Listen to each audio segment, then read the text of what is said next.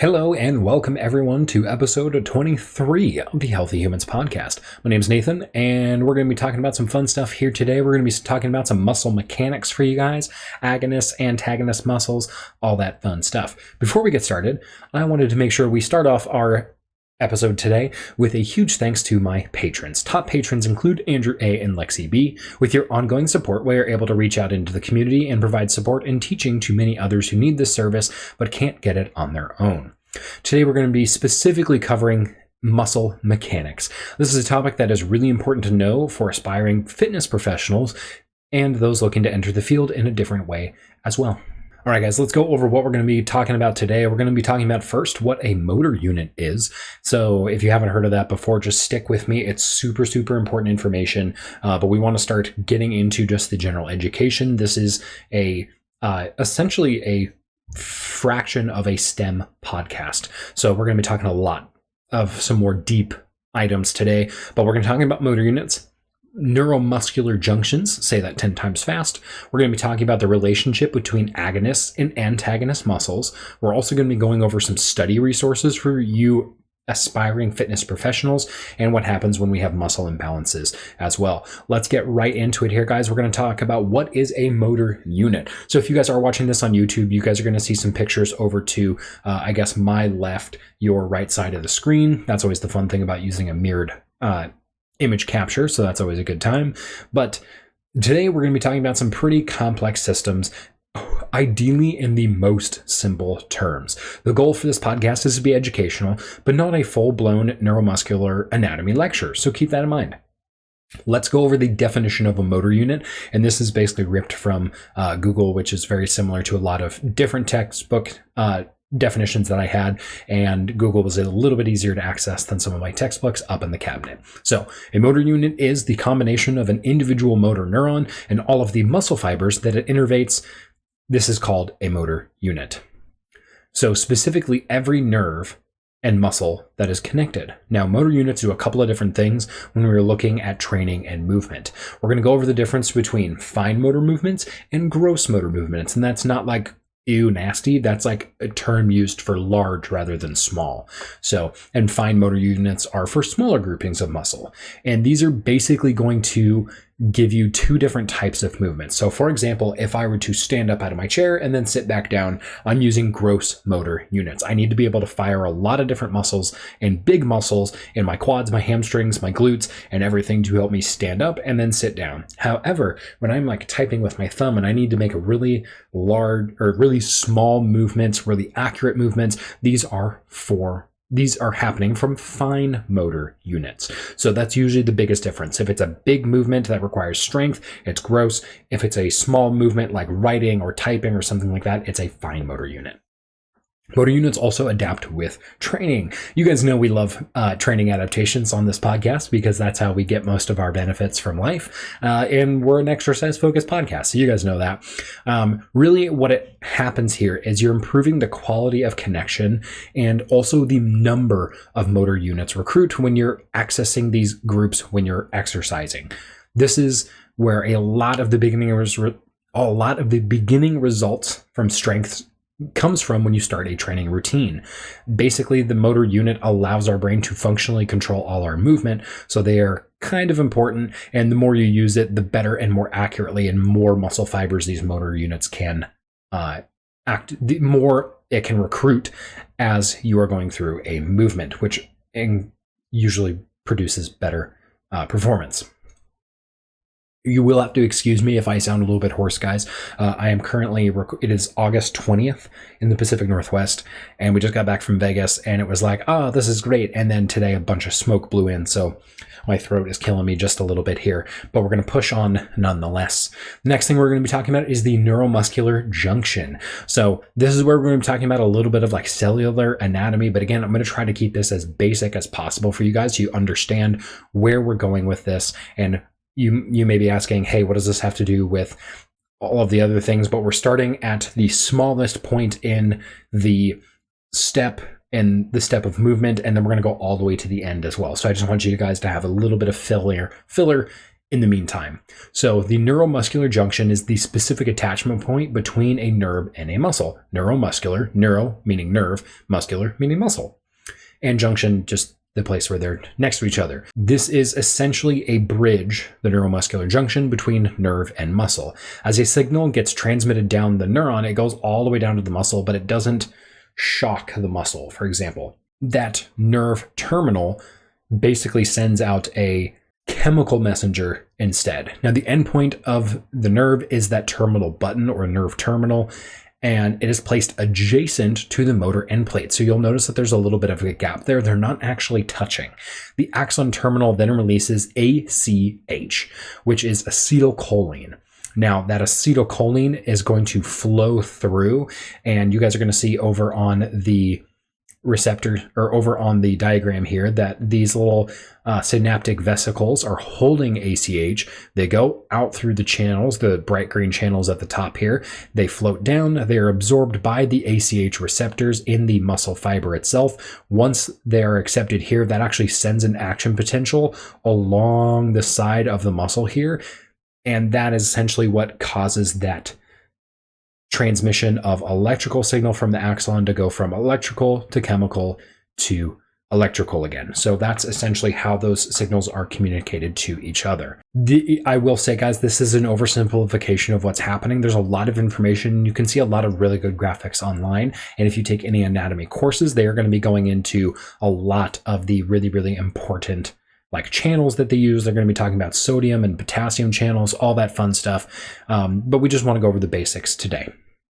So basically what we've gone over here, guys, is a motor unit. The brain is going to send that signal down. It sends the signal down through the axon, which specifically attaches to the muscles via the neuromuscular junction. And it's going to innervate either a gross or a fine motor unit, depending on the activity that is being done and completed. So let's then go into the relationship between agonist and antagonist muscles. So we've gone through that entire process. The brain has said, hey, I want this movement to happen. Let's say it's a gross motor unit, and let's say we're specifically trying to innervate or activate the bicep muscle. This is where we talk about agonists versus antagonist groups. So this is where the movement of muscle becomes even more, actually, in my opinion, less complicated, because we've done everything so far to create this movement, and we've gotten the motor unit to send its signal. It's going all the way down. Now the muscle actually needs to contract. The muscle that contracts is going to be referred to as the agonist. Now, the most common example for this is the bicep, because this is really easy to illustrate, especially because you can see these right away. The bicep is going to contract. That arm is going to come up, and we've all kind of flexed our biceps before. The bicep is actually shortening what's up on top, and it brings the hand, it flexes at the elbow to bring the hand closer to the shoulder. Now, what's happening here is, to get that to happen is, if you extend your arm, a lot of people get a little bit worried because this amount of skin right here at the bottom, it flaps down. People are like, oh, what's happening? This is your tricep. So when the bicep contracts, there's actually an increase in length along the elbow, and that needs to happen because the tricep relax. The tricep is the antagonist to the bicep. As one muscle gets shorter, the other needs to get longer so that the anatomy of the joint stays in place. Now, movement is going to occur. This relationship between agonists and antagonists actually helps control the muscle through its movement. We need agonists because it provides the control needed to actually smoothly go through the movement, and antagonists allow the joints to stay in the proper position. Because, for example, if you had an antagonist, as let's say the triceps here, that did not relax with bicep contraction, you'd have a really hard time moving. And you can start to see that when a muscle doesn't relax and contract properly, this is going to result in an impaired movement. Let's go over another example here as well. So, for example, if you are talking or you're working with a client, or you yourself have a little bit of toe drop, that's when you walk and the foot doesn't properly pick itself up and the toes drag, and often it can be a tripping hazard. This is really, really common in older adults, and it can be common with people with neuromuscular issues as well. We're really focused on bringing that toe up. So, for example, we have your calf and your tibialis anterior. That is the muscle on the back of the leg, of the lower leg, and the muscle on the front of the lower leg. Now, a lot of times when people have toe drop, it's often due to and this is a very simplistic view, but it's due to a function issue between your calf and your tibialis anterior. If your tibialis anterior is not contracting properly, it's not going to bring those toes up to alignment. So that way, when you sweep the heel through, the toes actually clear the ground. Because if they don't clear the ground, the toes hit, they clip, and it causes a tripping relationship. And that's not good. We don't like that. And so a lot of times that's why this becomes really, really important, is this very, very quickly can result in impaired movement if these two muscles are not working in the proper synergistic relationship. Because every time, let's go back to the elbow really quick, every time the bicep contracts, the tricep needs to relax, and vice versa. For the arm to get back into alignment, the tricep is going to contract and the bicep is going to relax. So both need to be happening for the arm to basically go from here to here to here to here and back. And depending on where you're putting the load, that's how we produce exercise as well. So very, very important stuff. Now we'll go through some more examples here as well. So for example, if you are an aspiring fitness professional, there's a lot of different agonist versus antagonist groups that you're wanting to know. And agonist depends on the movement being performed. So in biceps and triceps, the bicep is not always the agonist. The agonist is whatever muscle group is shortening to provide the intended movement. The antagonist is whatever muscle group is lengthening to allow the movement to go through the proper range of motion. So for example, biceps and triceps, good pair. Chest and back are going to be paired as well. A lot of times people don't realize this, but your abdominals or your rectus abdominis and your lower back are going to be in a positive relationship as well, especially if somebody's extending backwards or crunching forwards. You have those working in tandem. Your shoulders and chest and your back, depending on the grouping, there's a lot of different like fiber orientation, especially as we go over the deltoid, basically what angle of muscle that you're actually doing and what muscle fibers you're actually using is going to affect what specific antagonist that's there. That gets into a little bit more detail, and that's a little bit more nitpicky. Your quads and your hamstrings, that's another big group as well. Your tibialis anterior, so I have that abbreviated as TA on the screen, and your calf, those are a big grouping as well. Your glutes and your hip flexors, and your hip abductors and adductors. So basically any way that the body can move, you will have a grouping of agonists and antagonists. Now this gets really confusing when you start getting into muscles that have or areas of the body that get a lot of different movement. So for example, the neck. So for example, if you turn your head to the side, you have to say, okay, what muscle is working to turn my head to the side and what muscle is relaxing? So a lot of times, for example, the muscles in the front of the neck, you have two really, really big pillars here. They're called your sternocleidomastoid, and they're called that because they attach from your sternum, your clavicle, all the way to the mastoid process here on the back. So for example, when you turn your head and you see this big muscle right here, so if I kind of push my cheek out, you can kind of see it.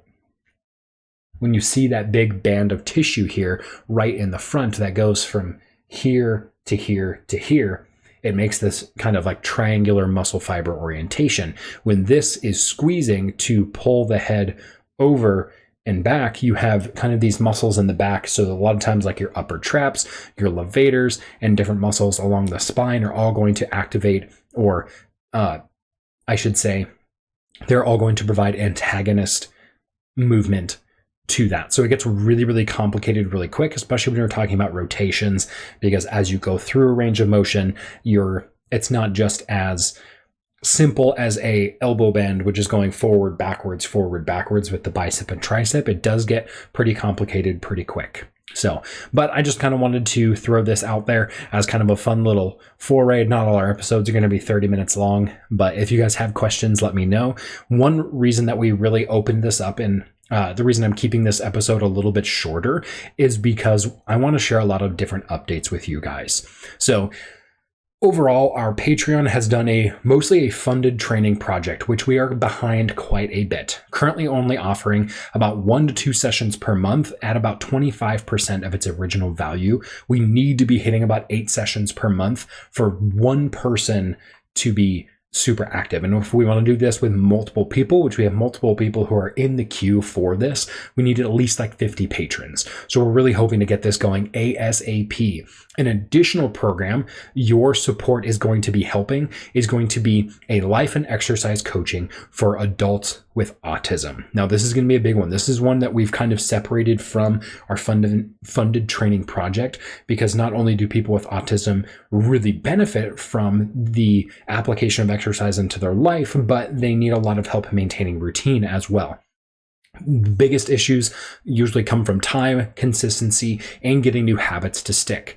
I'm currently working with some special education educators to make sure we are staying on top of our best practices and to ideally make this program soar and be able to upscale to actually impact more individuals throughout the Seattle-Tacoma area. We're super excited about this. If this pilot program works, we can actually expand this out once we have resources that are tried and true and tested that work, and really impact a lot of different adults living with autism and help them develop better health practices, better habits throughout their life, and just improve their quality of life overall. That's really what we're looking for. And a final addition as well is I've actually done a couple of different seminars for middle school and high school students, basically teaching them about what it's like to be a personal trainer. What we did, we called it a CPT 101, or a Certified Personal Trainer 101 course, which basically is getting people into this one subset of the STEAM field. So STEAM being science, technology, engineering, art, and math. And there's a ton of math that goes into kinesiology, into training. There's a lot of art. There's a lot of problem solving that you have to do. There is a lot of science. My entire profession is science-based and is based in research. And so a lot of work goes into this podcast and also sharing this information with all those kids as well. I will let you guys know that I try to remain as skeptical as possible for a lot of new information coming in. So if you're not familiar with that term skeptical, it means that we strive to use critical thinking skills to be able to discern false information from true information. For example, I really admire the work of the folks over at SGU, or Skeptic's Guide to the Universe. Super fun podcast. You guys need to make sure you check them out. But basically what we're trying to do here is we're bringing knowledge about science, critical thinking, and specifically health, fitness, and movement into the eyes of those young. You have to start people young so that they get an interest in this. And part of what I've been doing is I've given multiple seminars on how to disseminate this information and starting that actual process with the youth of our next generation. So we're super excited about that. One thing that really like gets me a lot is I have a lot of clients that ask me questions all the time, and a lot of the times is people ask me questions about different like health hacks, and that's a lot of what like I want to do with this podcast, is making sure that we have good information going out to you guys. So for example, everyone wants a health hack and how they can basically do 1 to 2 low effort tasks that will add a huge amount of health benefits to themselves. So far, the only health hacks that I know about are proper diet, exercise, and sleep. Those are your hacks, people. So keep on doing those things. Don't worry about doing like cold plunges or anything like that. Mostly focus on proper diet, exercise, and sleep. Those are going to be your biggest things to having a healthy life and continuing to have healthy habits moving forward. All that being said, thank you guys so much for watching and listening. This show has been off the air for a while because life has gotten a little bit busy. So we're happy to be back with you guys. Tell a friend about us. Subscribe to our Patreon page. That helps us so much. And please make sure you help us make this world a healthier place. We'll see you guys next time.